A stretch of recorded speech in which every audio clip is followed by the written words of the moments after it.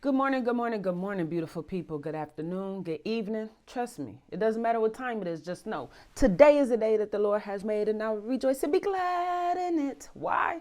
Because God is good and He's good all the time, duh.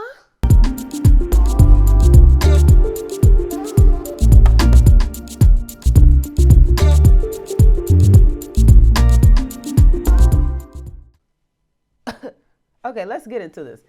Y'all already know. We on it. We on it. We got The Blood at the Root, A Racial Cleansing in America by Patrick Phillips. You know what I'm saying? We going into the next chapter, which is chapter 6. Okay. If y'all haven't done so already, catch up, maybe. Catch up. We have chapters 1 all the way through 5 posted in this motherfucking channel already. And you go down to the description, you see the links to the previous readings as well. So that way you could just listen along, you know, get some of my insight right along with me reading it. So you don't have to buy it. It's like an Audible book, but with a real life, you know, person that's not trying to sound all, you know what I'm saying, educated. Because what the goal is to take, you know, to take what we are learning together and to break it down in layman's, you know, so that way you can understand what it is that is going on in this book and how it relates to even modern day times, current times, right? I mean, it's 2024 and a lot of the stuff that we see carried out, the corruptions, the tactics that are used, even the divisive, you know, rhetoric is identical to over 100 years later. So make sure y'all motherfucking looking at the description, get the links, listen to the previous readings. And if you don't want to, you want to get your own book and read it, you know, read it on your own, go ahead, baby. Do as you please. Just make sure that you educate yourself, man. Educate yourself. And I will like to just drop it in there. If you haven't done so already, make sure you subscribe. Hit that motherfucking notification bell so you can be notified every time I upload a new video. I will tell you also that I have a second channel. It's called the Antithetical Antagonist Podcast. Currently, there are no videos on it, but the first few videos will be posted real soon. So make sure you stay up to date because I am motherfucking keeping up with Obdurately as well as the Antithetical Antagonist. So keep up with us, baby, because I got some stuff in the chamber. Now I'm about to let go, okay? So let's get into chapter 6 without further ado. Let's go. Chapter 6. Move my little bookmark. And you know I'm going to hold this up just like this so y'all can see it, okay? I want y'all to be able to see what I'm reading. Blood at the Root, baby. Bam. The Devil on Horses. That's literally, you can't see it, but it says The Devil on Horses, just so you can see. These titles they everything. The Devil on Horses, man. Even as refugees flooded into neighboring counties, many residents bristled at criticism of Forsyth and offered a simple explanation for the lawlessness that was making headlines all over the state. A violent element had come from outside, they told reporters, but very few residents participate in the demonstrations. Asked about the makeup of the Lynch party that had dragged Rob Edwards out of the county jail, one coming man claimed that the members of the mob live in the hill country. Hill country. What that sound like to y'all? Redneckish, you know? What many presume to be white trash, hillbilly, you know, country bumpkins. I mean, this is common rhetoric utilized for people that live basically in seclusion that's extracted, you know, from other freaking source resources that are provided, mostly known, you know, that's attributed to city locations. It's interesting. Let's keep going. So, asked about the makeup of the Lynch party that had dragged Rob Edwards out of the county jail, one coming man claimed that the members of the mob lived in the hill country, north of Forsyth, and came from adjoining counties and the mountains. You literally got niggas coming out the woodworks. Not fellow, you know, major cities, but these people are coming from what we would refer to as towns, villages, rural America, maybe even some of the suburbs that weren't as suburbia as they are today, because I mean, we are talking about 1912 instead of 2024. But the makeup ain't much different, okay?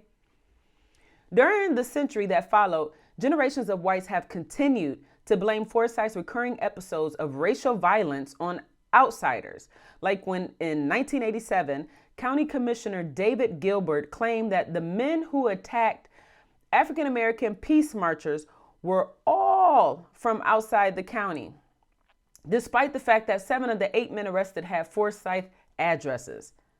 It's interesting. And we see that same rhetoric being portrayed now when it comes to our protests, especially in regards to injustices that are sustained by Black individuals, right? A lot of times, especially when it came to the Black Lives Matter movement, despite how you feel, what your opinions are on the actual movement of Black Lives Matter, when there were protests occurring, it's always stated that there's these outside factors, Rob Edwards was accused of harming May Crow because he was an outsider. They assumed it couldn't have been somebody from here. It couldn't have been one of us. It had to be a Negro. It had to be somebody that ain't from here. And this is common rhetoric that is pushed. Just about 4 years ago, we had a protest here in Rochester, New York, for Daniel Prude, who was murdered butt-a naked in the middle of dead winter in upstate New York. We are Western New York. We live where I reside is right next door to the Finger Lakes. So it gets cold. We get that lake snow effect. It's March 2020, I believe. And this man was butt-a naked, sustaining a mental health episode. He was placed, spit bag was placed over his head in the same position, the pinning position, when the police had their, the person's hands behind their back. They had the Daniel Prude lay and face down, and the police officer was in like this push-up position on Daniel Prude's back with his arms behind his back, adding his weight on his back on top of the fact that just laying with your arms, in that predicament puts a major toll physically and health-wise on your body. And then you add weight to it. It's like, come on. And so when this man was murdered, Daniel Prude was murdered at the hands of Rochester Police Department, and we had a protest for, the injustices that are sustained for Black people, because even though George Floyd, Daniel Prude, it's one person that is being the poster child for a claim. The truth of the matter is that these are common occurrences that happens in the Black community, where people think that it's just, you got this one, peculiar instance that appears on public. It's not happening on a regular basis, and it is. People fail to realize that a great portion of gun violence consists of deaths at the hands of the police officers involving firearms. But what I think is interesting is that when politicians start talking about gun violence and data, even these organizations that supposedly research gun violence, they spew the same rhetoric over and over and over and over and over, making it seem like that the bulk, if not all, gun violence stems from Black people killing one another, committing homicide, which we have found reading Dying of Whiteness by Jonathan Metzl, which is another book that I'm reading. It has found that a great bulk of gun violence consists of Black people dying at the hands of police officers, but deaths at the hands of the police officers in general. A great bulk of gun violence consists of police officers killing citizens with firearms. In fact, in Jonathan Metzl's book, Dying of Whiteness, he includes what he found in his research, which is that Black people are more likely to die at the hands of, firearm violence by a police officer than they are any other ailment, right? That's in regards to vehicular crashes, motherfreaking high blood pressure, heart attack, stuff like that. But we wouldn't know, because the same people who keeps pushing these fallacies down our throats about gun violence are the same people who prohibited federal funding in gun violence research. Literally, the Dickey Amendment is a legislation that was passed by the federal government that prohibits federal funding into the research of gun violence. And we see historically that a lot of Black people in this book and in Dying of Whiteness, this other book that I am reading, it has shown that the ownership of firearms was initially associated with white wealth. And then the divide and conquer tactics start coming in. You know, wealthy white elitists wanted to maintain their positions of power through causing division amongst the poor people. So what do? They give poor white people, you know, firearms and this false sense of, hey, you are like us. You're one of us, right? You protect us. We got you. Whole time. So now you have another extension of white people who are now increasing their ownership in firearms, where there was less black people owning firearms. And I'm not going to sit here and say that there was never any black families that own firearms. There were, just not to the extent of white people, and not to the extent of even today. There are presumed to be more firearm carriers that are black today than there have been, at least previously.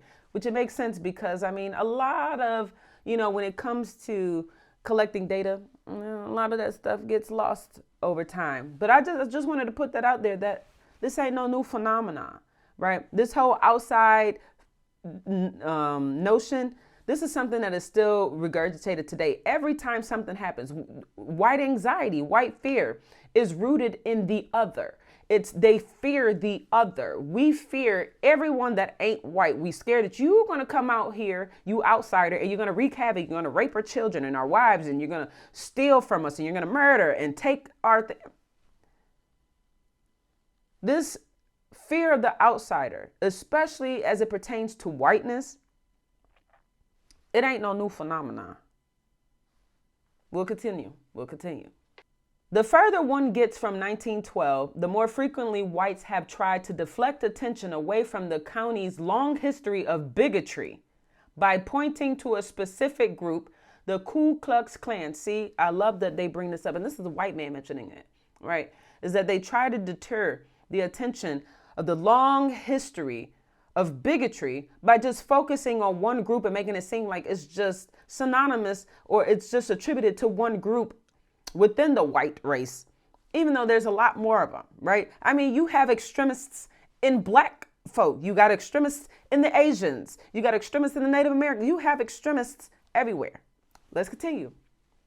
It's easy to understand the appeal of such an argument, since it exonerates the ordinary people of the country from wrongdoing during the expulsions and implies that they themselves were the victim of an invasion by hooded, cross-burning white supremacists, even though these hooded, cross-burning, white supremacists were their uncles, their daddies, their grandparents, their granddad, their brothers, their cousins, their barbers, lawyers, judges, police officers, right? These are church members, their pastor. These are people that are in their communities wearing these hoods, portraying as the KKK, but they want to make it seem like, we ain't got nothing to do with this, which is something that happens today. Common rhetoric. No one alive has been enslaved and no one alive has owned a slave, as if that mother freaking refutes all the claims pertaining to racism. Let's continue. When people hear of that group today, they're referring to the KKK, the organization that comes to mind is actually the second incarnation of the Klan. The first having been stamped out in 1871 after the passage of the Ku Klux Klan Act, which was a legal municipal legislation, which enabled victims of racial violence to sue in federal court and gave President Ulysses S. Grant the right to suspend habeas corpus in pursuit of racial terrorists. Now, habeas corpus, if anybody knows that, is a document. It's basically presenting the body. Present me the body. Because if you ever heard of a writ of habeas corpus, it's literally just a legal document that goes to the court systems that says, hey, you have to present this body, and let me and make a decision on whether, the arrest was warranted, and the legalities of everything surrounding this person and their criminal interactions.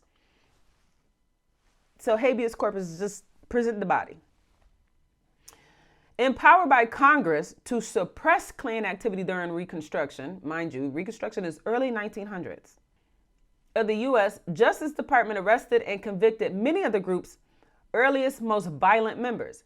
As a result, the Klan's first Grand Wizard, former Confederate General Nathan Bedford Forrest. Now, I say that name slowly because I know there's some people that's still alive that this is they motherfucking kinfolk. But you got some people out here that want to be like, ain't a person alive that was enslaved. There's not a person alive that owns slaves. But there are people alive that are descendants of these very terrorists, okay?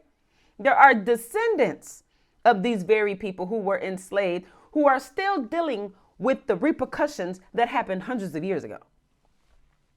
But let's continue. As a result, the Klan's first Grand Wizard, former Confederate General Nathan Bedford Forrest, was already calling for the organization to disband in the early 1870s, and by 1872, federal prosecutions had rendered the original KKK all but defunct. For more than 40 years after those original prosecutions, there was no Ku Klux Klan as we know it. And when it was reborn, the modern version of the Klan came to life not in the woods and the fields of the rural South, but in Hollywood. Where in 1915, D.W. Griffith's film, The Birth of a Nation. Everybody should be familiar with that motherfucking book, where you had white people dressed up in blackface. This is the onset of minstrel shows. And the people always ask, what's white culture? Minstrel shows, dressing up as black people to mock us. You got people sitting here telling me it's not racist. There was no black people acting. It's racist to prevent black people from acting, and then you want to take a white person to impersonate them when you can just employ the black person. It is racist. No matter how y'all try to twist it and revision history, it's racist. But let's continue. Where in 1915, D.W. Griffith's film, The Birth of a Nation, portrayed costume white knights as the defenders of white womanhood and the saviors of an idealized antebellum world. Anyways, and then let's not ignore the juxtaposition of white womanhood and black womanhood, where black womanhood is looked at dirty, filthy, over-sexualized, not worthy of protecting, where white womanhood is pure, angelic, worthy of protection, right?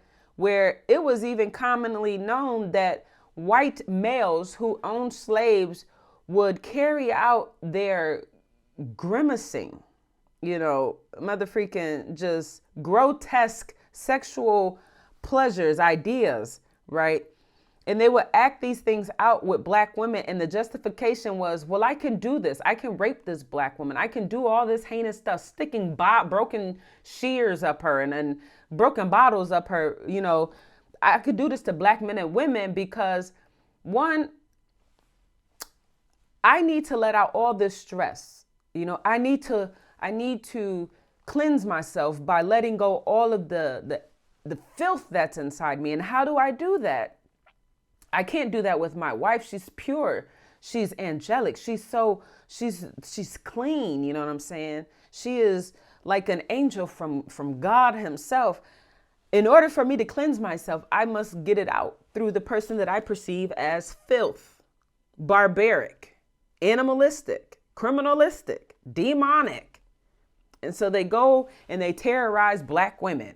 And then you got them added it in, want to terrorize black men. Let's continue. Griffith found inspiration for his night riders not only in the Reconstruction era, Ku Kluxers, in Reconstruction era, mind you, is the early 1900s, and they said that it was in the late 1800s, about 1857, where the first onset of Ku Klux Klan disappeared. The second one popped up around Hollywood time, the early 1900s. But also, Griffith found inspiration for his night riders, not only in the Reconstruction era, Ku Kluxers, but also in the romances of Sir Walter Scott, whose heroic Highlanders burned crosses to summon their fellow Klansmen to battle. Burn crosses to summon the further Klansmen to battle. Griffith's groundbreaking motion picture based on Thomas Dixon Jr.'s play The Klansman was pure fantasy, but millions of white moviegoers saw it as history written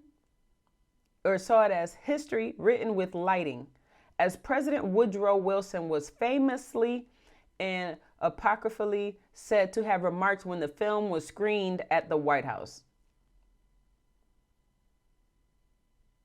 The White House.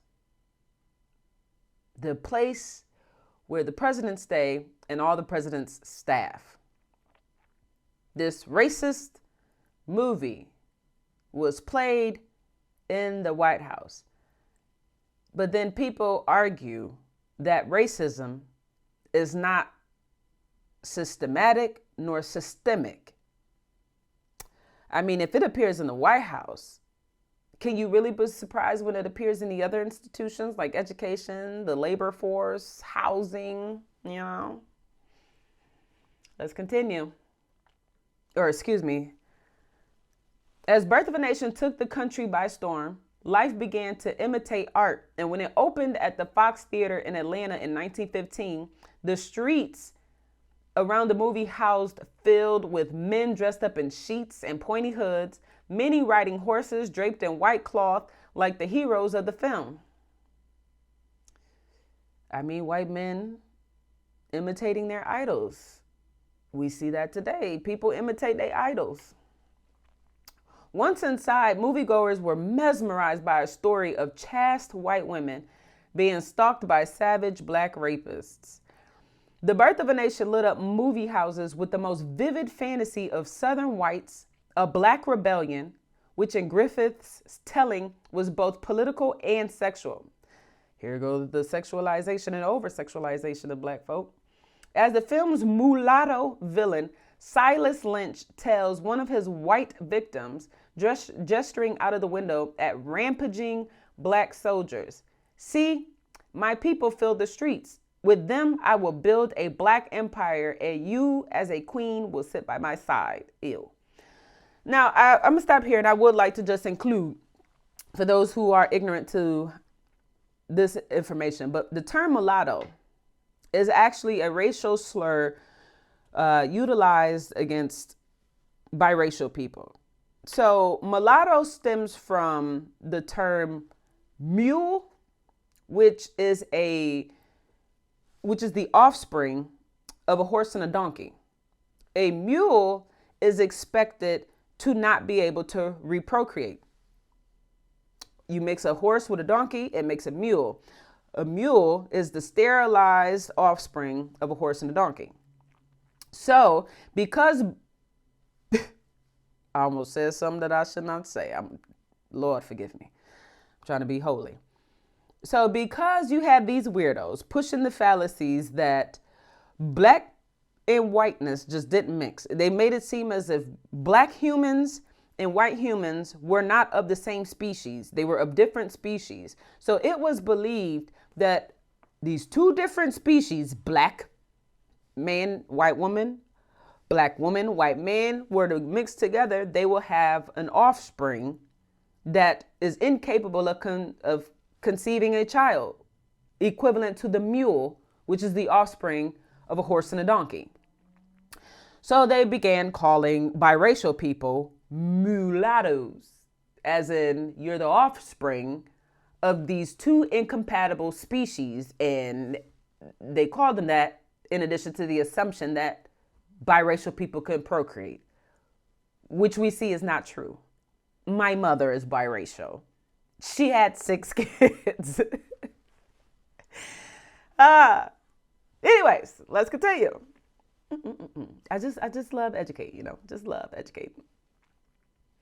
But given that in 1912, Griffith's film and the birth of the second wave Klan still lay 3 years in the future, it is simply impossible that the black people of Forsyth were run out by gangs of white-sheeted Ku Kluxers. Groups of mounted men did appear out of the darkness and terrorized black families in 1912, but they were not they were not robed white knights. And they did not wear pointy white hoods. Instead, Forsyth's gang of night riders were farmers, and field hands, blacksmiths and store clerks, and in all likelihood, even a few elected officials like Bill Reed. And Bill Reed was a what? Sheriff. Lord have mercy. The whites of Forsyth didn't need claverns, clegels, and fiery crosses to organize a lynching in the fall of 1912. All it took back then, as Ruth Jordan said, was people of the county.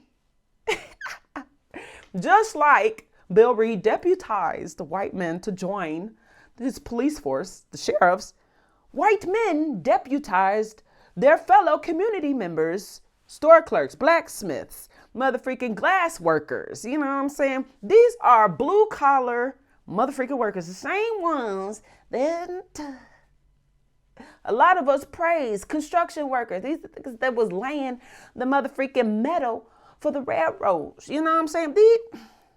These are regular working class folk, okay, contributing to the oppression of other working class folk. I mean, make it make sense, baby. Make it make sense. Let's continue. If the mobs were not made up of masked Klansmen, just well-known local men, with their horrible faces. One thing, before I finish this, because I'm going to run it back and read it again, but one thing I will say, I don't know if y'all heard about it, but it was recently, there was these supposedly Klansmen who came into some part of New York State. I don't know. It probably was in New York City or some trash. I don't know. But they came out of nowhere with their hoods, talking all this wild stuff, talking about, nigger this, nigger that, just saying some crazy stuff, right? Trying to, get a rise out of people. And they were hiding behind their hoods. And one thing I can say, I mean, at least with these Ku Klux Klansmen, with these these KKK members, I at least applaud them for having the audacity to be like, nigga, and what, okay? You see my face. Yes, I'm the same face that work at this motherfucking gas station. I'm the same face that is a clerk at this motherfucking courthouse. I am the same face that when they call the police to arrest you, baby, I'm showing up. Yes, I'm the same one burning crosses and running you niggas up out of here. I at least respect these jokers because they at least show their face. They like, yes, it's me. It's me. Instead of the people that hide behind dresses and sheets and motherfreaking cone heads. It's crazy, but let's continue. If the mobs were not made up of masked Klansmen, just well-known local men with their horrible faces, it is natural to wonder how these ordinary people first coalesced into gangs of night riders. I'm still trying to figure out how our police departments coalesced into gangs.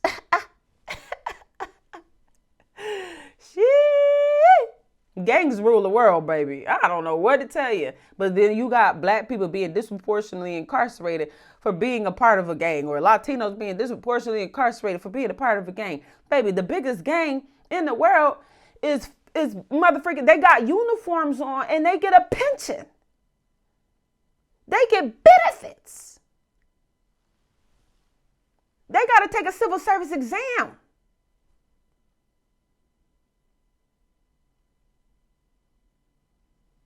Let's continue. How, that is, did a bunch of farmers decide to set fire to churches led by respected men like Levi Greenlee Jr. and Bird Oliver, and to train the beads of their shotguns on the houses of peaceful landowners like Joseph and Eliza Kellogg? How did they summon the nerve to threaten the cooks and maids of even the wealthiest, the most powerful whites incoming? These motherfucking poor working class white people scared black people off of the property of rich white folks. The same kind of fear that was put into these rich white elitists during January 6, 2020, baby, that they calling the motherfucking, the storm of the Capitol. That same fear. Y'all see the correlation? You see the resemblance? Same tactics. This was early 1900, around 1912, baby. Storm the Capitol. That happened 2020, just 4 years ago. Let's continue. How did they summon the nerve to threaten the cooks and maids of even the wealthiest, most powerful whites incoming? Given that it required an organized effort, kept up not just over months, but years. Given that it required an organized effort, kept up not just over months, but years. And given just how much will it took to sustain the racial ban for generations? From what source did all that energy come?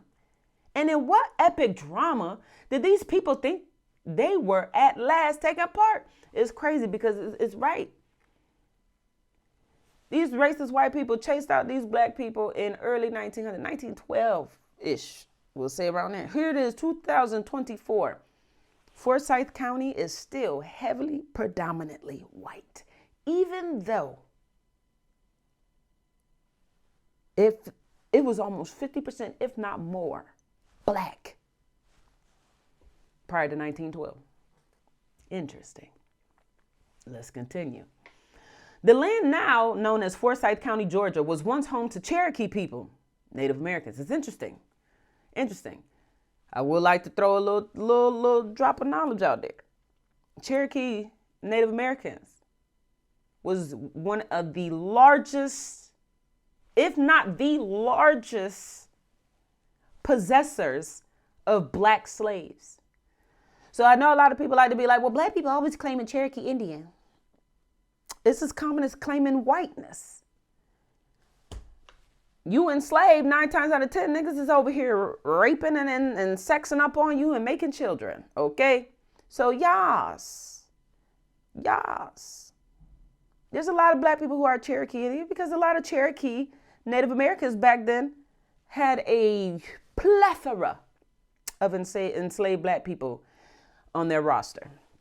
But let's continue. The land now known as Forsyth County, Georgia, was once home to Cherokee people who had lived there for centuries when James Oglethorpe and the first Georgia colonists arrived from England in 1733.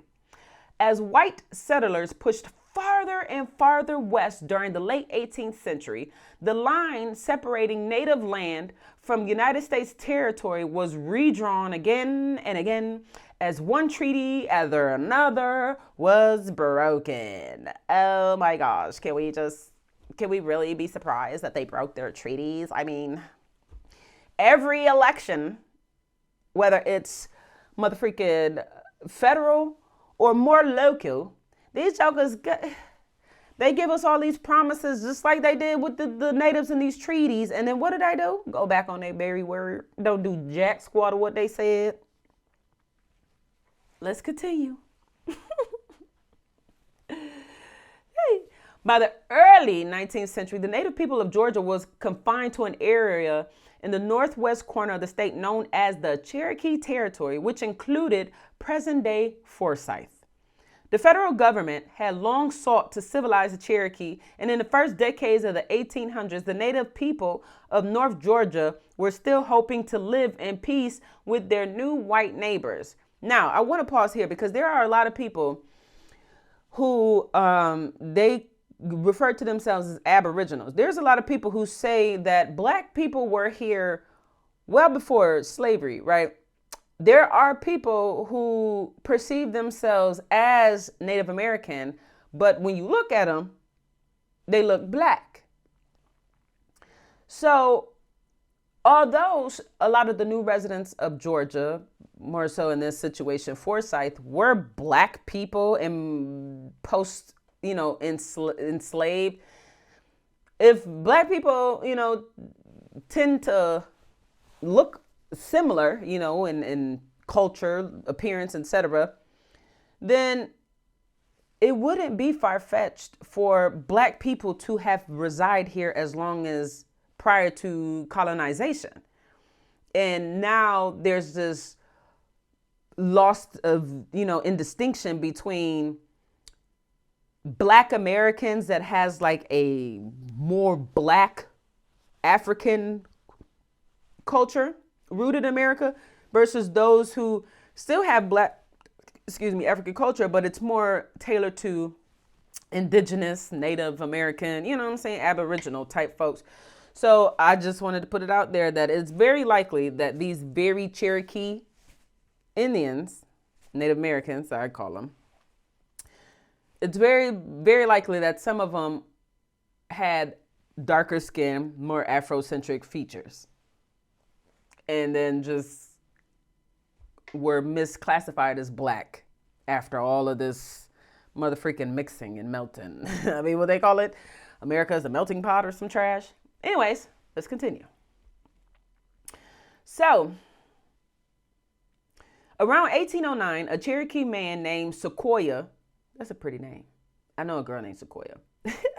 A Cherokee man named Sequoya began developing the first written alphabet for his people's language. And by the 1820s, the Cherokee settlements in northwestern Georgia included Cherokee-built schoolhouses, Cherokee-owned sawmills and blacksmith shops, and vibrant cultural institutions like a tribal newspaper, the Cherokee Phoenix.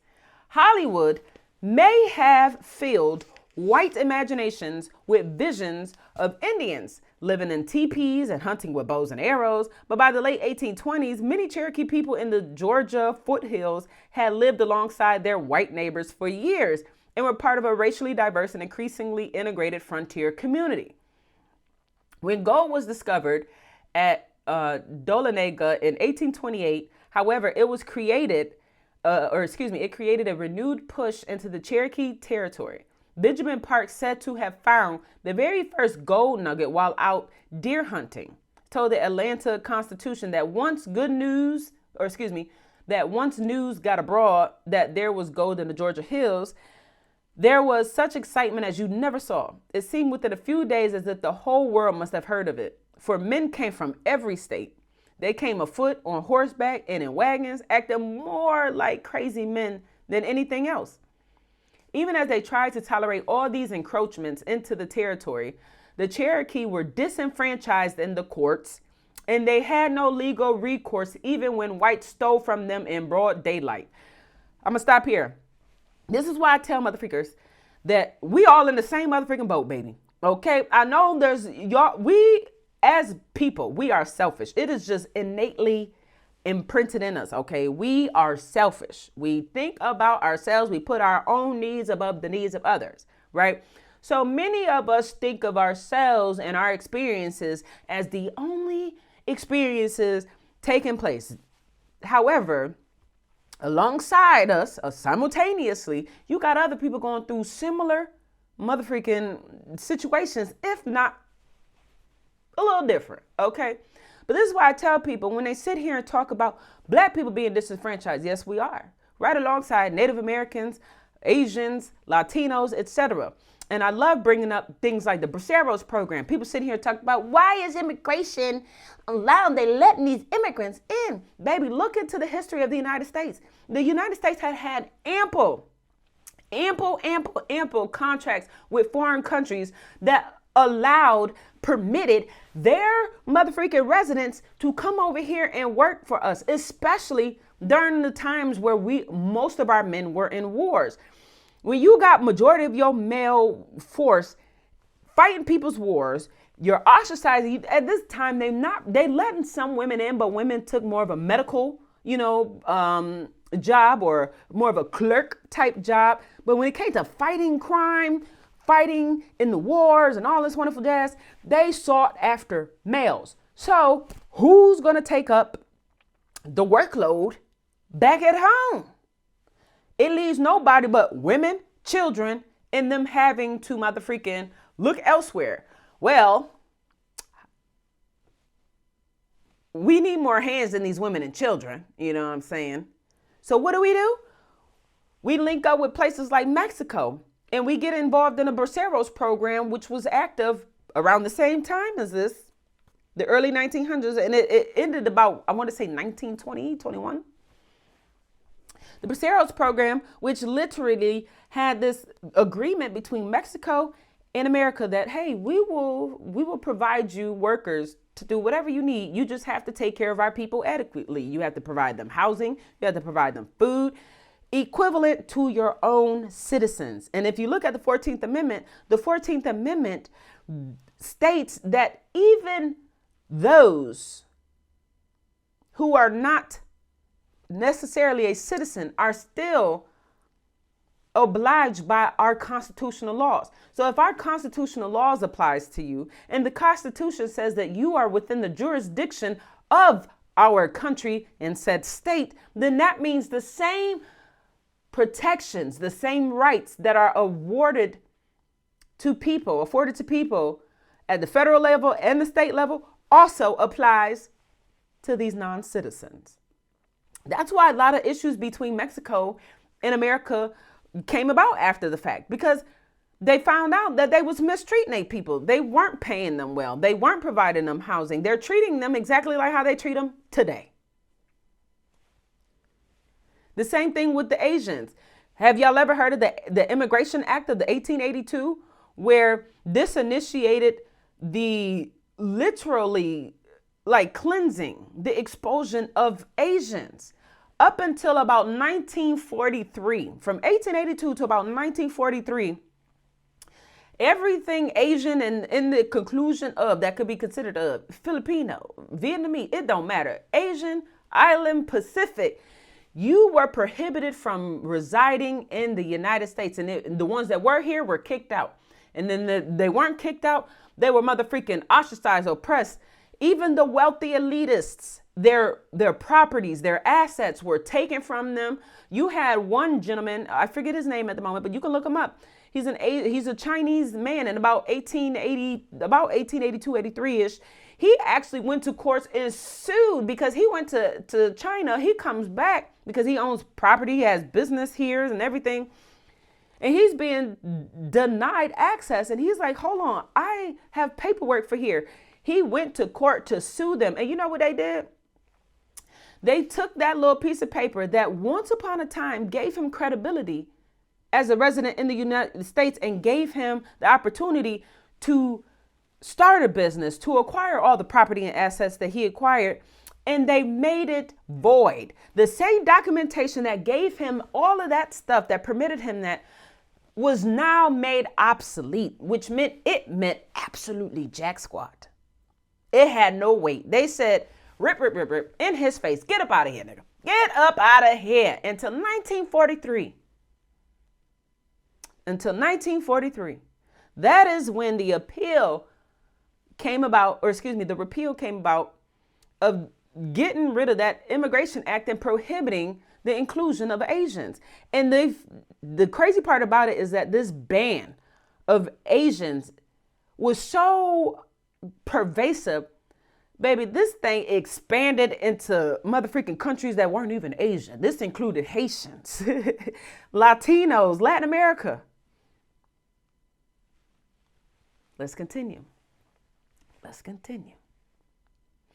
As the editor of the Cherokee Phoenix put it in 1829, our white neighbors who regard no law or pay no respect to the laws of humanity, are now reaping a plentiful harvest by the law of Georgia, which declares that no Indian shall be a party in any court created by the laws or constitution of that state. And these are Native American people. These are people who are native to here. They were here when the colonizers came here. The colonizers took their stuff and then passed laws that gave them no power in the courts. But then you got people who are currently citizens, native born, naturalized, got citizenship, got paperwork, green cards, and all of the sort, and want to back the wrong treatment of those that don't have it, baby. It's like mind blowing how simple people are. Like all it takes is just one little right of the pen. All it takes is a change of that black letter law. And baby, you who considers yourself a citizen, native born, naturalized individual, green card holder, all it takes is for a little alteration. Boom. you ain't got no rights. Let's continue. Yee. These neighbors come over the line between Georgia and the territory and take the cattle belonging to the Cherokees. Stealing from the Cherokees, but nothing happens. The Cherokees go in pursuit of their property, but all that they can effect is to see their cattle snugly kept in the lots of these robbers. We are an abused people. Even if we receive no redress, we can feel deeply the injustice done to our rights.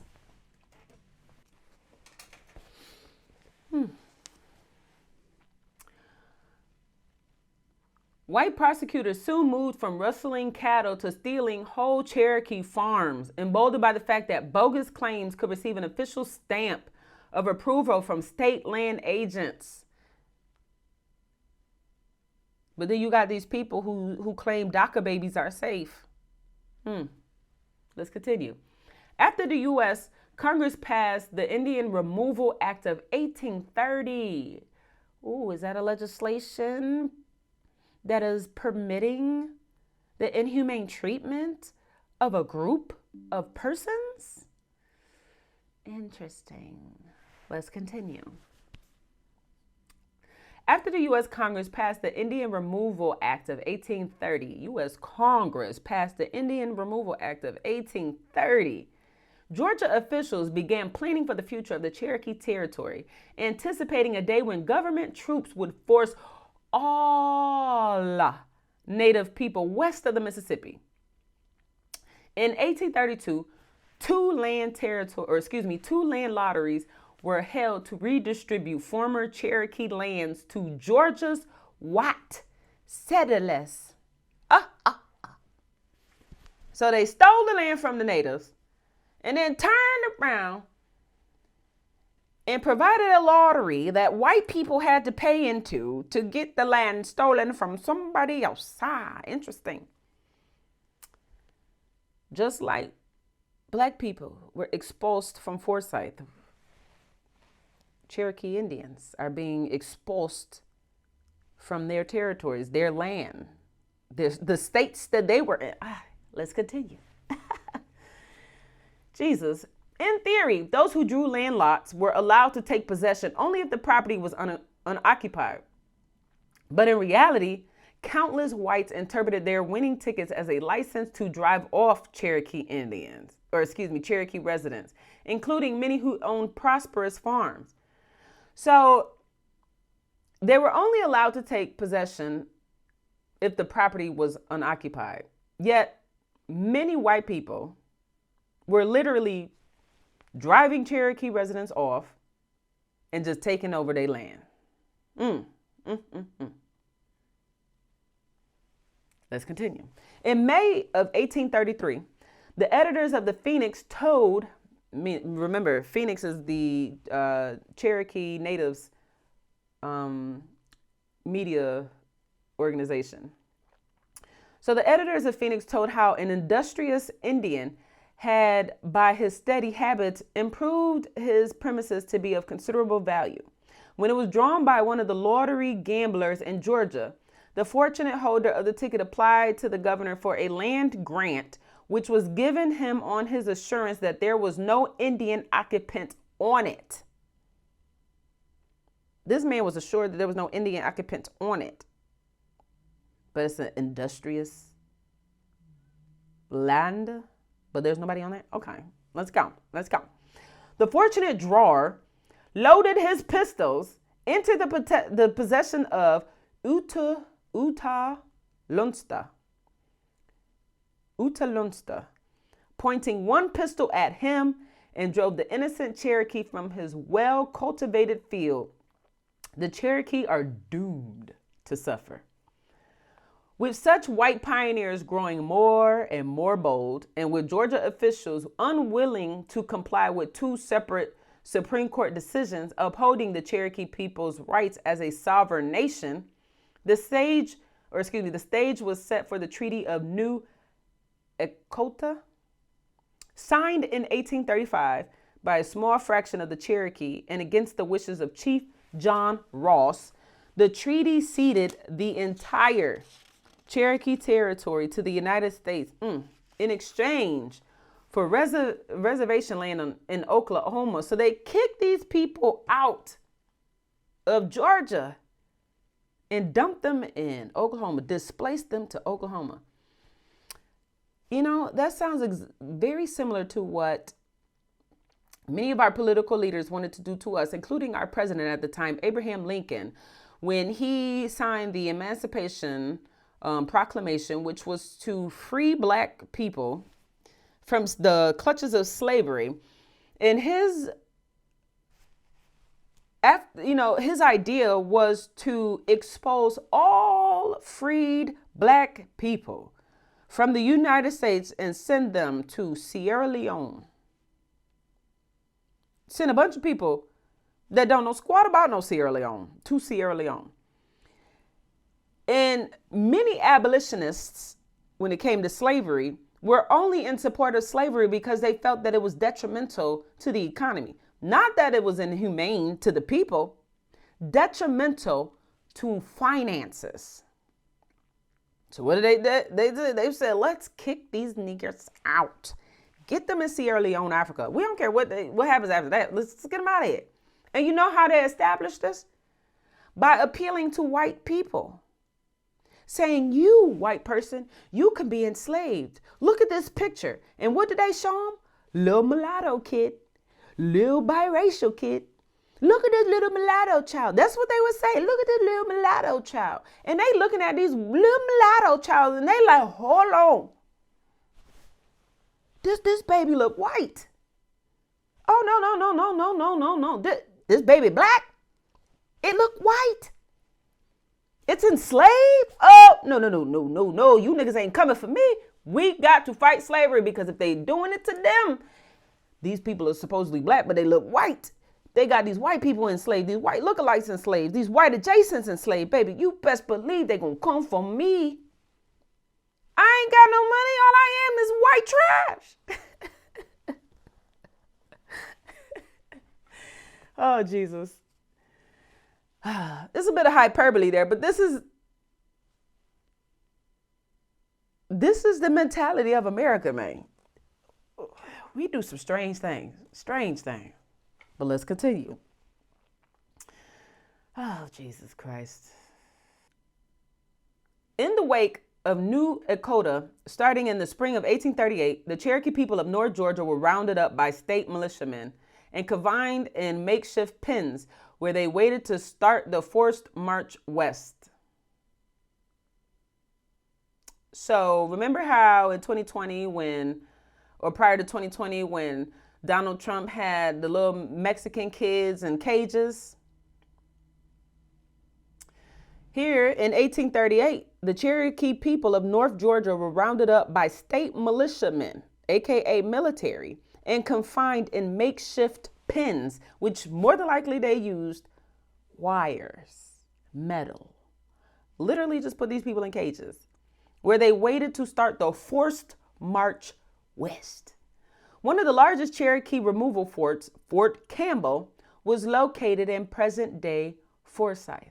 Fort Campbell. What is that? An army base?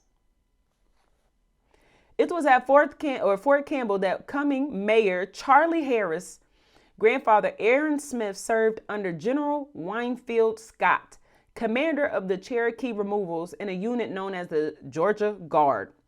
The guardsmen were notoriously cruel. Among them were many men who had come to North Georgia in search of gold and many who expected to personally profit from the removal of the Cherokee. Charlie Harris grew up hearing tales of how his grandfather had once driven Cherokee families from their homes at gunpoint. See, this is stuff that I be talking about. Nobody alive today were enslaved. Well, I'm pretty sure that the story that this dude's granddad was telling him about at the time that he was telling them, some of them people weren't alive. Doesn't change the fact that it happened. And there was some residual effects that occurred afterwards. Let's continue.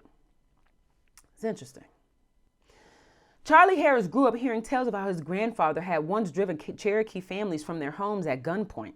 According to Harris's son David, Aaron Smith and other state militiamen spent the fall of 1838 deep in the pine forests of Forsyth, hunting down the last of the Cherokee holdouts. Smith was ordered to search out the pitiful and old Indians hiding and starving in the woods who would not go willingly to the concentration camps for removal. You see how modern day today is still affected by the things of the past? A lot of these communities are still homogeneously white over something that happened almost 200 years ago. Interesting.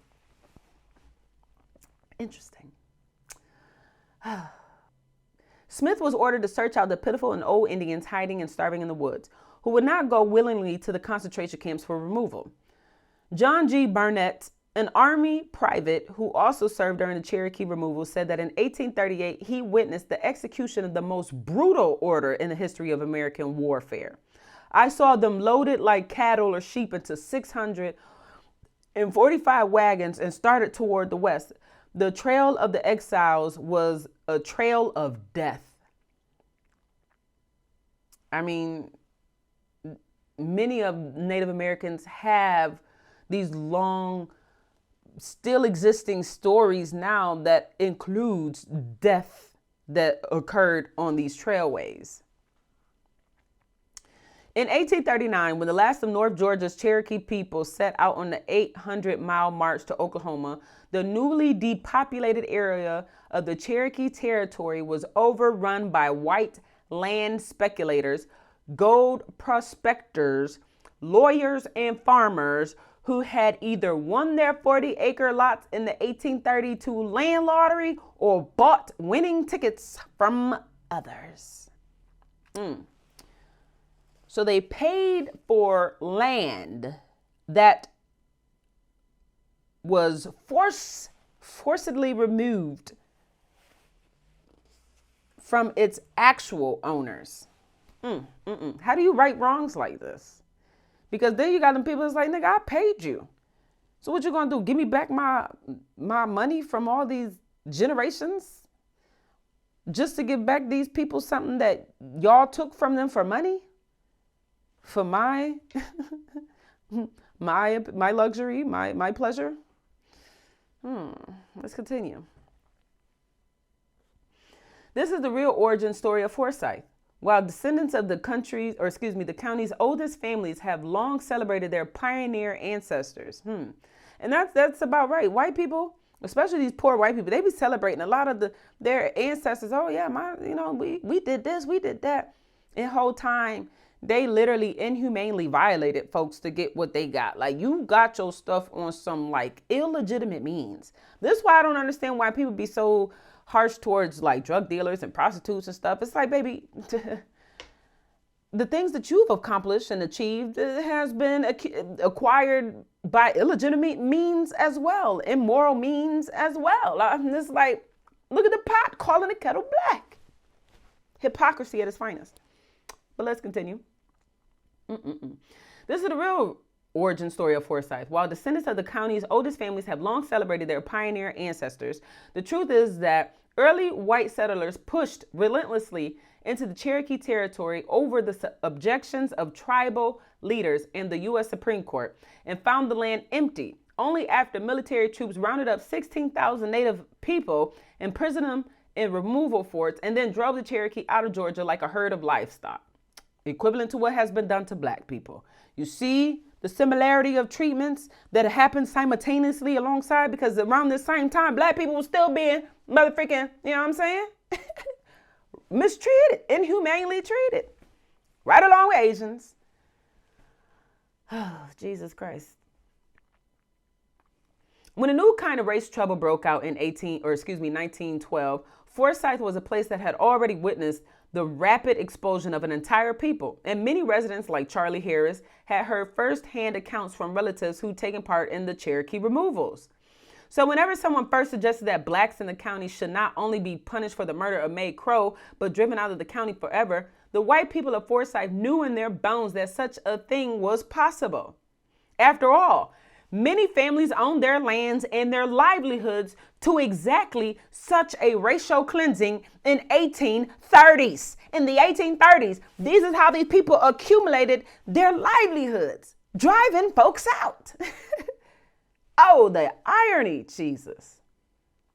In one of his many books on the history of the county, local writer Don Shabburn claimed that when his ancestors first entered the Cherokee territory, they had to tame the county's rugged wilderness by themselves.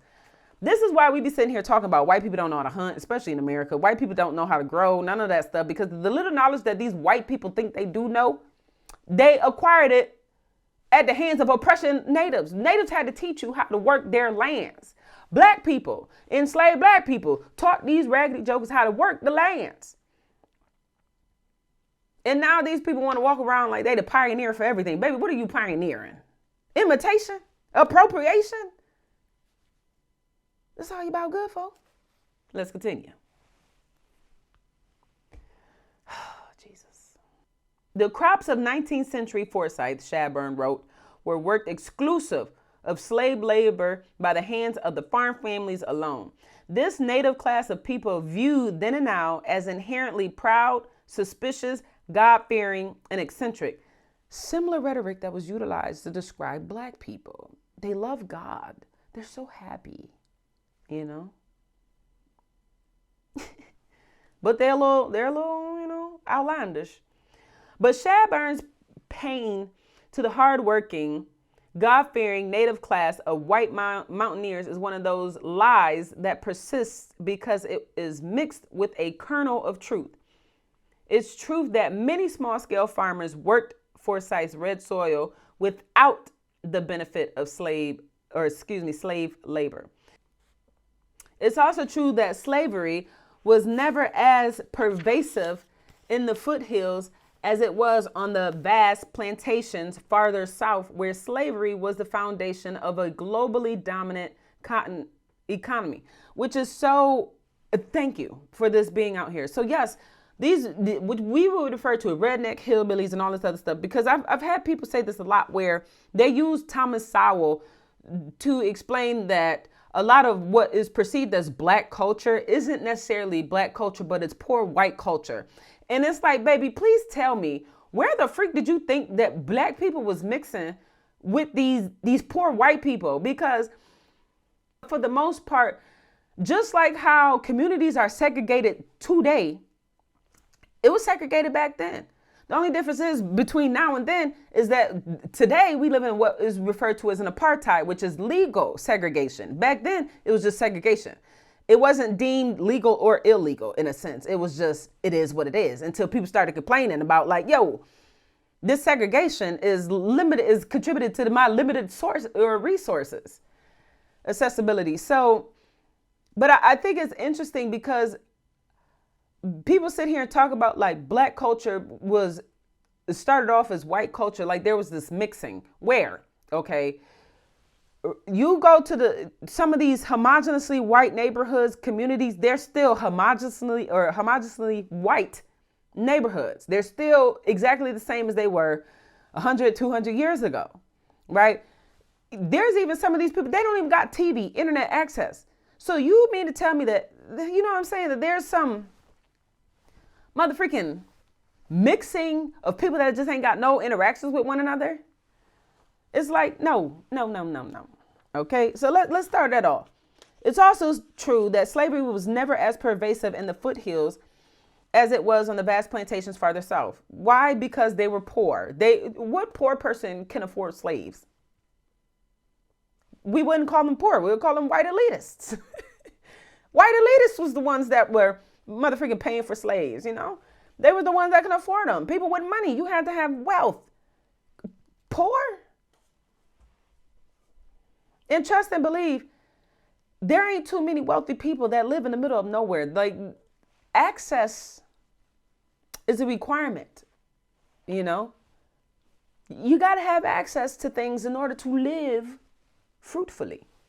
But let's continue. Anyways, where slavery was the foundation of a globally dominant cotton economy. But while a majority of Forsyth earlier settlers owned no slaves, there was a sizable minority who did. And when they crossed the Chattahoochee in 1839 and entered the former Cherokee territory, they brought with them a population of enslaved black men and women whose labor would be vital to carving out a living in the wild, isolated hills. The largest slaveholders were the Stricklands. You know, Strickland is pervasive in Costco. That name just being everywhere is very pervasive in Costco. Strickland. Anyways, let's go. The largest slaveholders, impoverished, well, I won't say impoverished, but they call them the hillbilly wealth, you know, the hillbilly rich folk. Strickland, whose patriarch Hardy Sr. had come into the county with the first wave of land lottery winners. All right, he won the lottery, okay? Got some land. In 1832, and had quickly established some of Forsyth's most productive gold mines. In 1840, he owned 7 slaves. A decade later, that number had grown to 17. By 1860, Hardy's 4 sons, Hardy Jr., Tolbert, Joel, and Jacob, were the owners of a group of slaves that had now swelled to 113, and they used that massive supply of unpaid labor to grow rich from the bounty of Strickland mines and Strickland plantations, which were among the county's largest producers of corn, wheat, and oats. Interesting.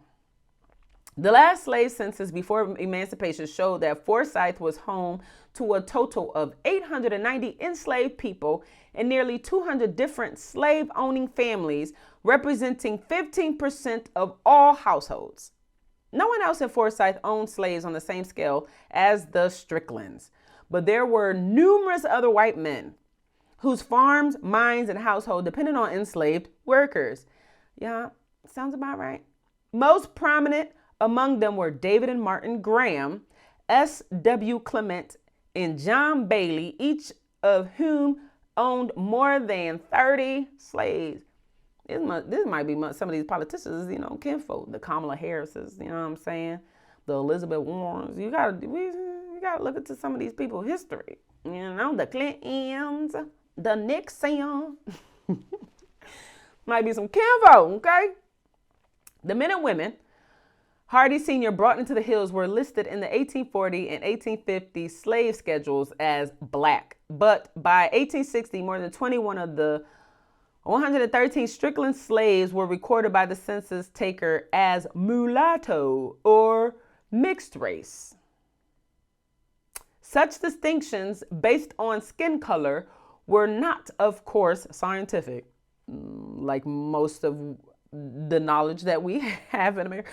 The climate theory was one of the wildest theories that has ever existed, which, if I'm not mistaken, it stemmed from Carl Linnaeus with a blend of Voltaire and some stem into Greek, Greek mythology. But the climate theory, which basically stated that black people, were dark skinned because of they lived in very hot climates. And when you live in these extreme hot climates, it makes you barbaric, demonic, ungovernable.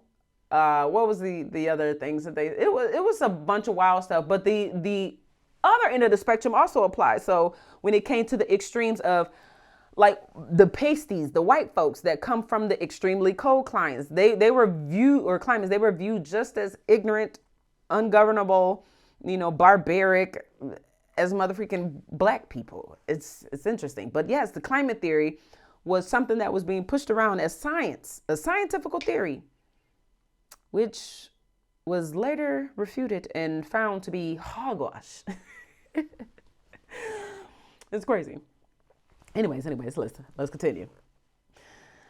Such distinctions based on skin color were not, of course, scientific, like most of the stuff back then and currently. Nevertheless, that shift in the way that the census takers viewed the growing population of Strickland slaves raises the possibility that some of the exponential growth in the size of the slave community on Strickland Farms was due to the rape of African-American women by the family's white patriarchs, which we've seen that time and time again.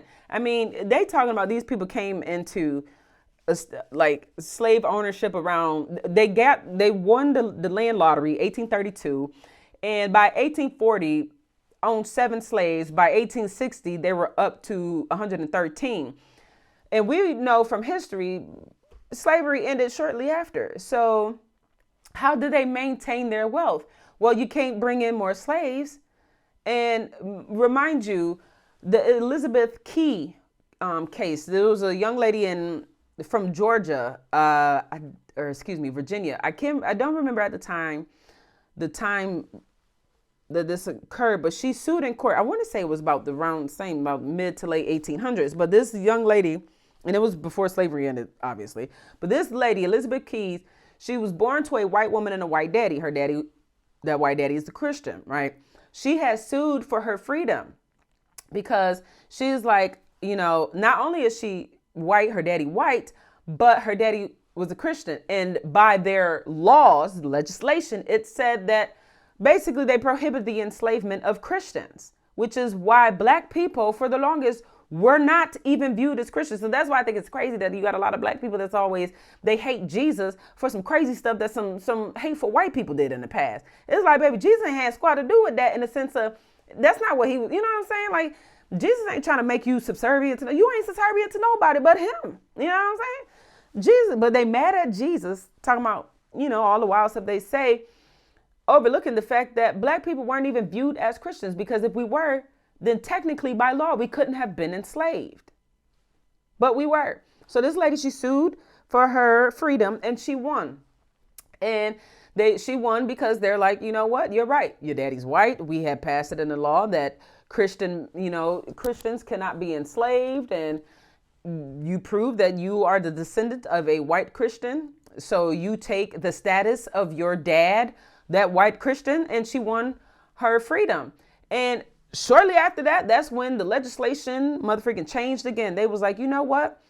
We got to change the laws, because now we're going to have a bunch of white people. We're going to have a bunch of mulattoes trying to sue for their freedom. And that's going to hurt our pockets, because now we're going to have a great portion of our slave force displacing themselves based on this law that we passed that says that, if you could take the status of your parent, which we prohibited the enslavement of Christians.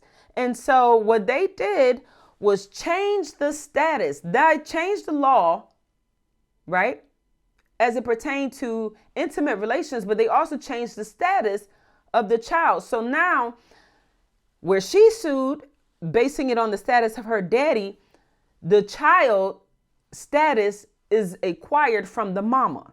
So it don't matter who your mama is, right? You get your mama status. But this is how they made sure that they prohibited white women, their offsprings, from suing for their freedom. That is, they also passed laws that prohibited the sexual mixing of anybody but white men. White men were the only ones that were allowed to sleep outside of their race. White women were only stuck with white women. So this is how they prohibited people from suing for their freedom, basing it on the status of their parent. They said, we're gonna attach solely the status to mothers, so we white men can rape and wreak havoc on these black women, and they can't sue it trying to attach themselves to our status. You gain your mama status, right? So you born to a black woman, a slave woman, you are a slave, right? In addition to that, we're going to prevent you from taking the status of a potential white mama by prohibiting white women from sleeping with anyone outside of white men. So this is how they began to make it possible for white men to just wreak havoc and rape on people and increase their slave force, which we see that's what was presumed here, where it says that, nevertheless, that shift in the way the census takers view the growing population of Strickland slaves raises the possibility that some of the exponential growth in the size of the slave community on Strickland Farms was due to rape of African-American women by the families of those white patriarchs. Even today, descendants of the Strickland slaves tell family stories about light-skinned ancestors who spoke openly of having been fathered by their white owners. At least one former Georgia slave made it clear to a white listener that plantations like the Strickland Farm did not fill up with mulatto babies by chance. Why is my husband, George, so white? Carrie Mason asked a Federal Writers Project interviewer in 1937, going on to answer her own question. Because his master's was a white gentleman. Now, I'm going to show y'all. I might sound like I'm butchering this a bit. Let me get it back in the camera. This is where I'm reading right here, this little section. And you see, because his master was a white gentleman. So if I start reading all butchered sounding, it's because I'm trying to read in their dialect, you know what I'm saying? Because his master was a white gentleman named Mr. Jimmy Dunn. His mammy was a colored woman named Frances Mason, and his master was his pa. Yes, ma'am, I see you is surprised, but that happened a lot in them days. I heard tell of a white man what would tell his sons to go down to them nigger quarters and get me more slaves.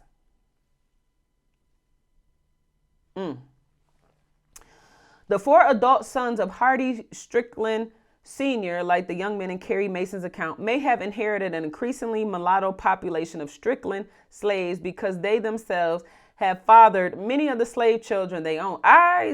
In a sense, I kind of feel bad for biracial kids because it's like they ain't care nothing about your parents. You know what I'm saying? It's just, and even today, it's kind of strange mixing with certain, races, especially as a black person, because for some reason, it don't matter where you go, but a lot of people don't like black people, okay?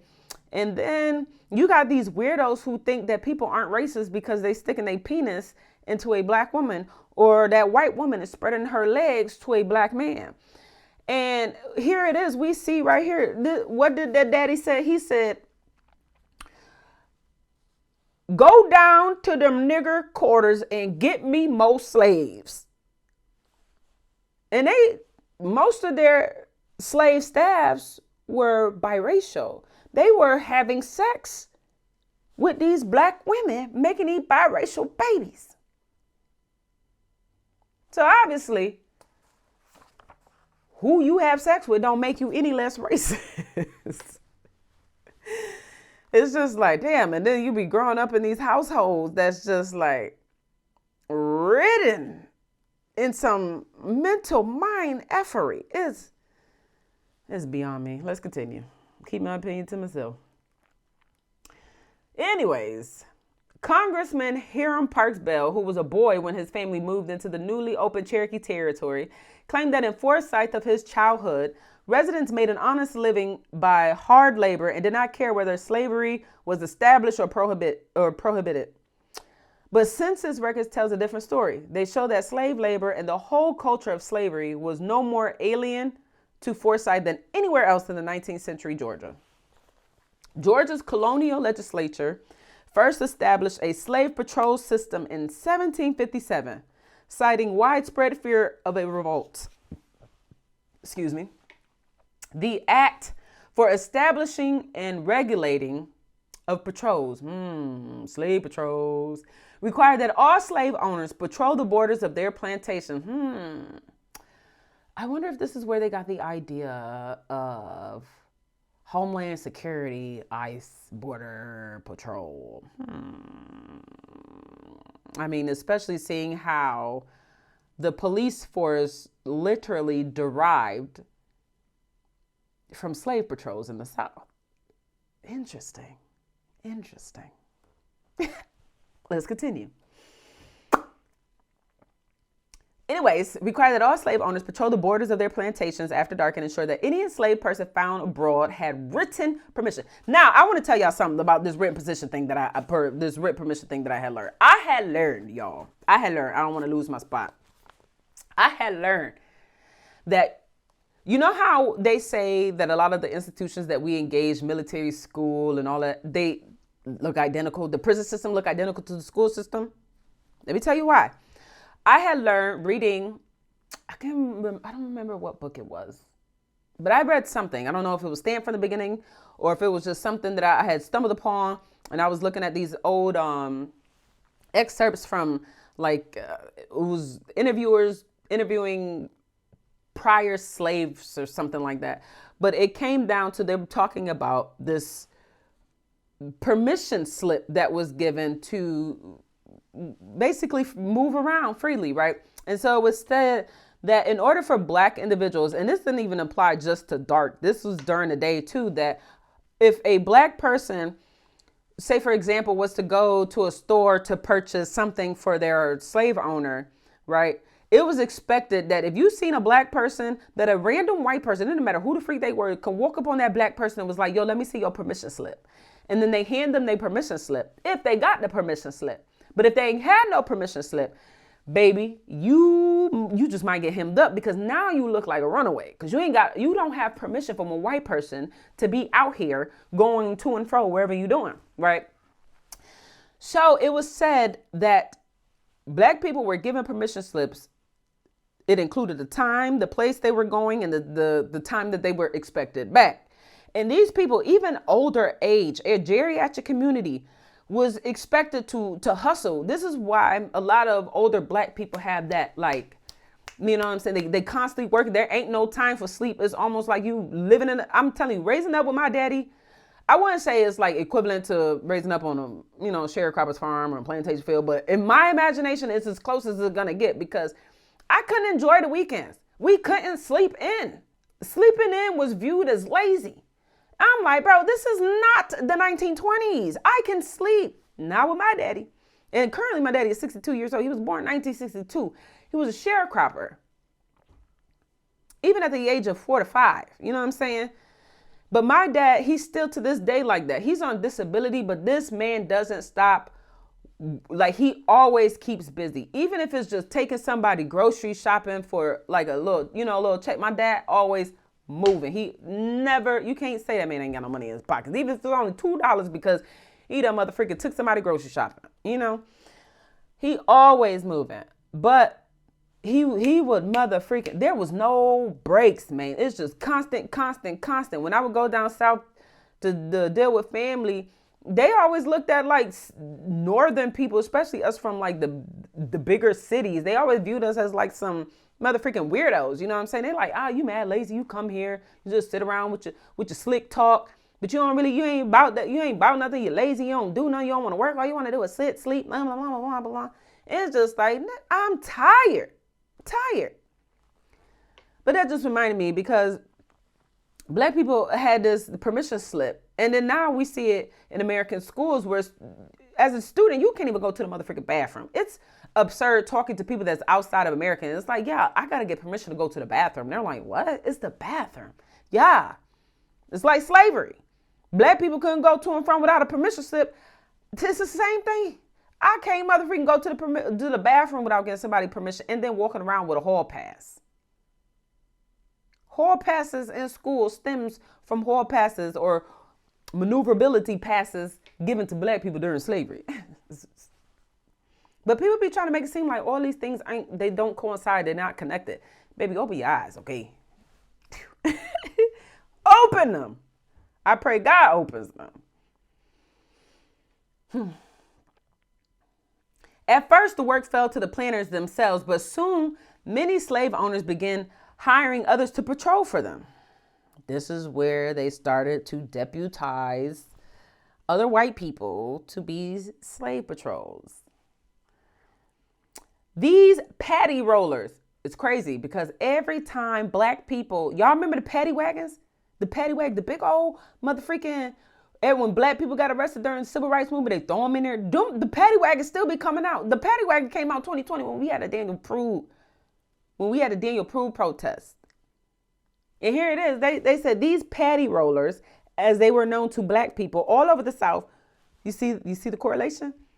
Were usually poor white men whose hard scrabble homes bordered slave farmed lands, who were paid to capture and whip any slave caught out of bounds.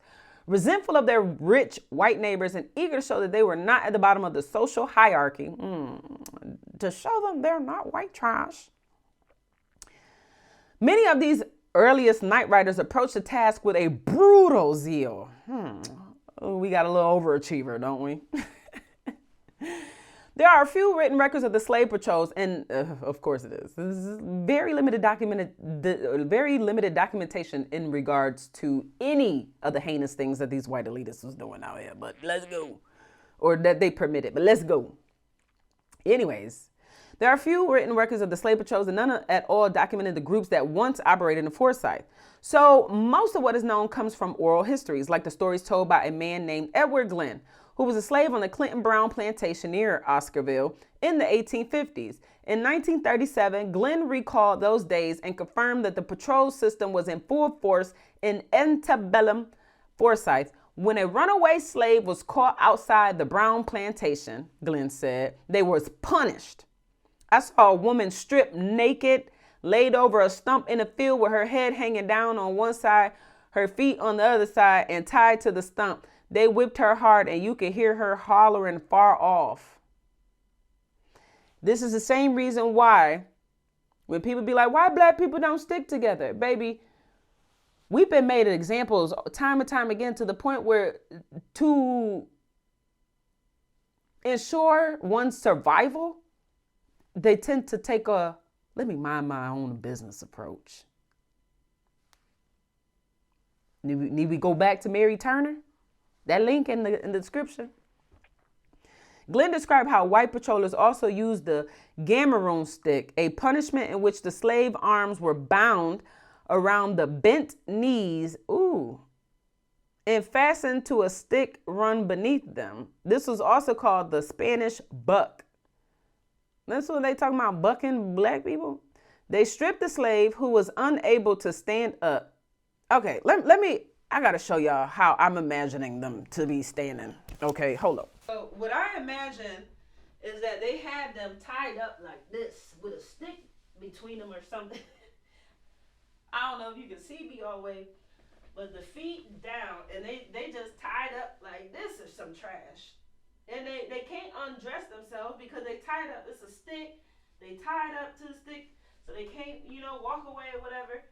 And they like this, and they get stripped. I'm assuming they must strip these people butt naked by cutting off their clothes or something. Cause I can't even see how you could take their clothes off.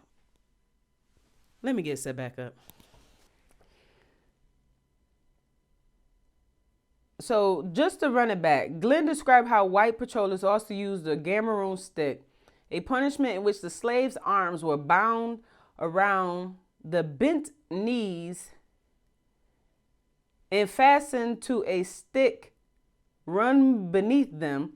This was also called the Spanish buck. They stripped the slave who was unable to stand up and rolled him on one side and whipped him till the blood came.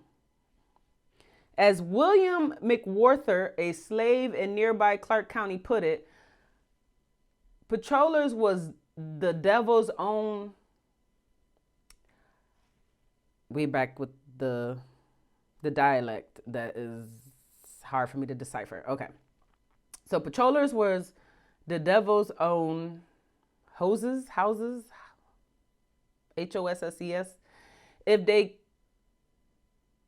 I'm assuming they're supposed to say caught. If they caught a nigger out and his master hadn't fixed him up with a pass, remember that travel's pass, it was just too bad. They most killed him. Damn. And we see in the schools, majority black students that are found without passes, they suspended, all types of repercussions.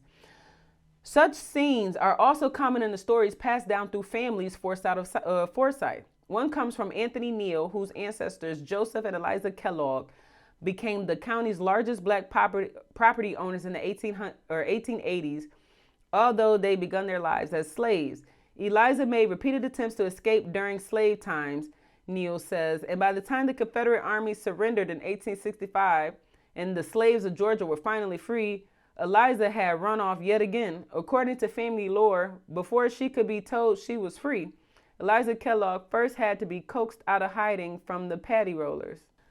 According to family lore, Before she could be told she was free, Eliza Kellogg first had to be coaxed out of hiding from the patty rollers. Newspapers in 1912 may have portrayed Forsyth's trouble as a sudden flare-up of racial violence sparked by the alleged rapes of Ellen Grice and May Crow.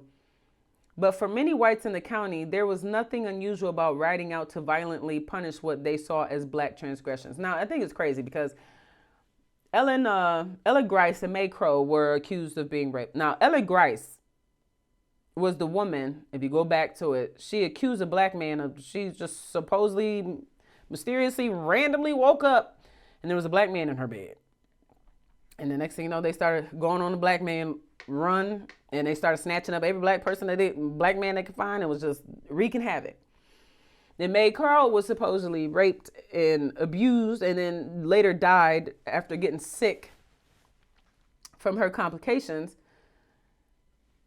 She was accused or presumed to have been raped too, but it's crazy because these crazy white people in these times, they're ready to wreak havoc on some black people for some onesie-twosie events, yet majority of the Strickland's motherfreaking enslaved staff came out of their nuts from them raping black women that they enslaved. It goes back to this fear of, oh, the Negroes are going to come back and they're going to, they're going to repay us for all the stuff that we done for them. They're going to come back for us, for their ancestors and blah, blah, blah, blah, blah. And there's this fear and fear and fear. Yeah, y'all keep doing the wild stuff that you fear niggas going to come back for you on. If that ain't motherfreaking crazy, what is it? What is that? Ugh. Let's continue. So, newspapers in 1912 may have portrayed Forsyth's trouble as a sudden flare-up of racial violence, sparked by the alleged rape of Ellen Grice and May Crow. But for many whites in the county, there was nothing unusual about riding around to violently punish what they saw as black transgressions. Such night riding was a long tradition in many families. That's white history, So we got minstrel shows, slave patrols, motherfreaking just riding around at night. It's white tradition, that's white tradition, white culture. Such night riding was a long tradition in many families dating back to the days when Forsyth poor white men had been the devil's own houses, paid to patrol the roads of the county. But in the wake of emancipation, that de facto police force, which is basically this expectation that you're a part of the police force just because you're white. That's what it means, de facto police force. You're part of the police because you're white. Of lower class, but in the wake of the emancipation, that de facto police force of lower class whites had become obsolete.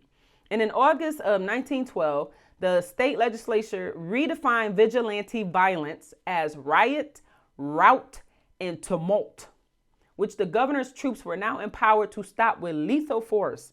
It's interesting. These politicians pull a Donald Trump move with these white people and they get you all riled up, you know what I'm saying, to do their bidding, to do their jobs. And then once you wreak havoc, and then they like, okay, now we got to get some order back on these white people. They got to know who's boss. Okay, you just white, but you ain't me. So let me get some order back on you. Now that you done solidified my position as a politician, as a police officer, as, a bureaucrat, an oligarch, what have you, businessman, you done solidified my position. So now that you done solidified my position, I'm going to come and make sure you know your place as the white trash you are. And I'm going to pass legislation that criminalizes all the acts that I permitted you to do that help me get my position and maintain my position. Sounds about right. Sounds about right. Jesus Christ. To a new generation of whites like Charlie Harris and his partners in the Atlanta Northeastern Railroad, such lawlessness was no longer seen as a necessary evil. Oh, it's no longer necessary. Essential to managing black labor. They done came with a new and improved plan. To them, the mobs that had regulated black workers for so long were shameful, uncouth, and worst of all, very bad for business. It's crazy. It's crazy how these white elitists, these wealthy white people, mother freaking out of nowhere, after they benefit off of it for so long, now out of nowhere decides it's bad for business. It's bad for the economy. You're messing up the pockets. I want to read it again. To them, the mobs that had regulated black workers for so long were shameful, uncouth, and worst of all, very bad for business. Oh my goodness. But people think that things have changed. Like the Bible says, ain't nothing new under the sun. Not now. Let's continue.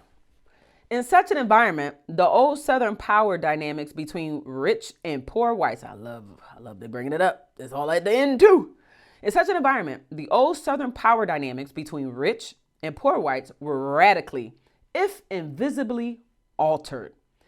Desperate to join the economic boom just 40 miles south in Atlanta, men like Harris now had an incentive to protect the black labor supply and to dispel any worries that Forsyth was the kind of lawless settlement feared by the businessmen of the New South. It's crazy because feared by the businessmen of the New South, those same businessmen of the New South would be modern day Republicans. And these motherfucking weirdos who, like Harris, had an incentive to protect black labor supply and to dispel any worries that Forsyth would account the kind of lawless settlement feared by the business of the new. Baby, don't that sound like the Democrats? I be trying to tell niggas that you got two different sides. You got two sides of the same coin. Working for the same goal, just utilizing slightly altered tactics. But they, at the core of the foundation, they about the same. Let's continue. Desperate to join the economic boom just 40 miles south in Atlanta, men like Harris now had an incentive to protect the black labor supply and to dispel any worries that Forsyth was a kind of lawless settlement feared by the businessmen of the New South. Two dirt poor, illiterate black defendants like Ernest Knox and Oscar Daniel were almost certain to swing for their crime in Jim Crow, Georgia. But it mattered deeply to Harris that they swung not from a tree limb, but from a legally constructed, legally sanctioned gallows. Baby, they don't care that you're lynched. They just want it to be perceived as legal. Wow. I just got an epiphany. This is how immigration is viewed. Your residence is illegal as long as it's beneficial. Interesting. I want to read that again. Two dirt poor, illiterate black defendants like Ernest Knox and Oscar Daniel were almost certain to swing for their crime in Jim Crow, Georgia. What crime? Nobody knows, but they were accused of raping May Crow and the Grice young lady. So that's all they need. You know, that's more than enough. That's probable cause right there. You're just accused. So they want them to hang, be lynched for the crime, but it mattered deeply to Harris that they swung not from a tree limb, but from a legally constructed, legally sanctioned gallows.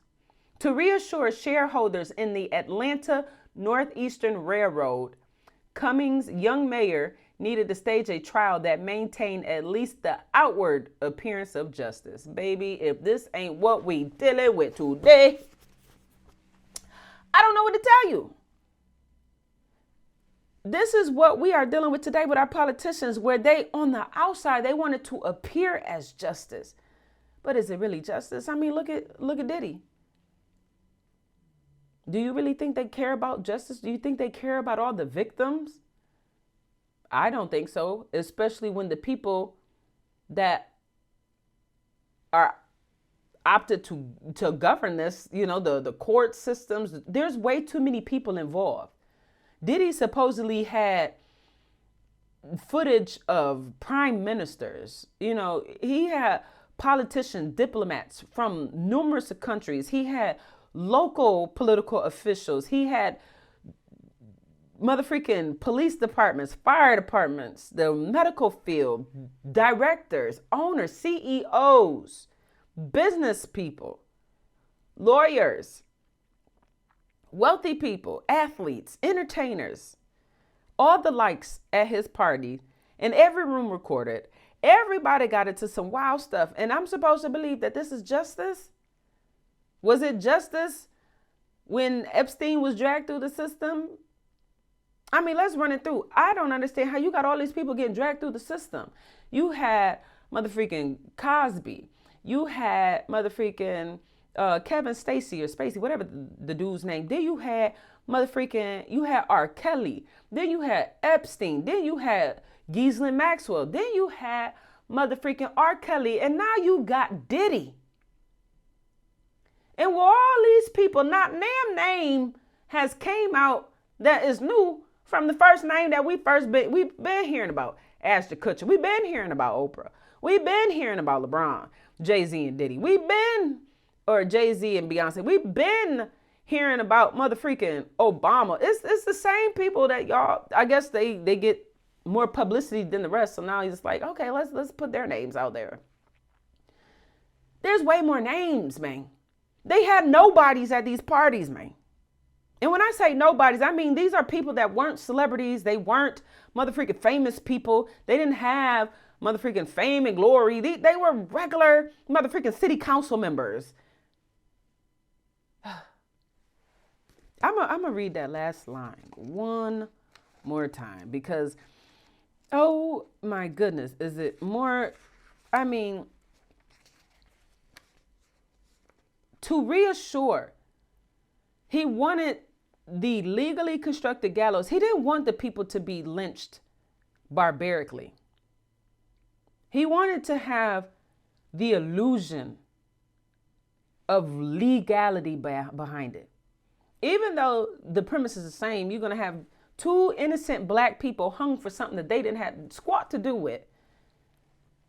We rather it take on the appearance of being carried out accurately and justly, based solely on just allowing it to be carried through legalized, sanctioned lynching.